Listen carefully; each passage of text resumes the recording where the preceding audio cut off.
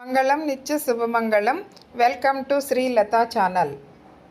Full fibre, బాగా protein ఎక్కువగా ఉండే ఒక పౌడర్ని ఎలా తయారు చేసుకోవాలో చూపిస్తాను. పుట్నాల పప్పు, ఉలవలు ఒక కప్పు తీసుకోవాలండి. నేను శనగలు, పెసలు, పొట్టి మినపప్పు ఇదంతా కూడా పొట్టుతోనే శుభ్రంగా ఇవి క్లీన్ చేసుకుని శుభ్రంగా ఇవన్నీ మరపట్టించేసుకోవాలి. లేదా మిక్సీలో శుభ్రంగా ఆడుకుని ఇది పౌడర్ మాత్రం చాలా అంటే చాలా ఫైబరు, ప్రోటీన్ చాలా ఎక్కువ ఉంటుంది. ప్రతిరోజు ఇది మన ఫుడ్లో తీసుకోవడానికి ట్రై చేయాలి. ఇలా పౌడర్లా ఉంటుంది అనమాట. శుభ్రం జల్లించుకొని జాగ్రత్త పెట్టుకొని డైలీ ఇది దోశలు వేసుకోవచ్చు.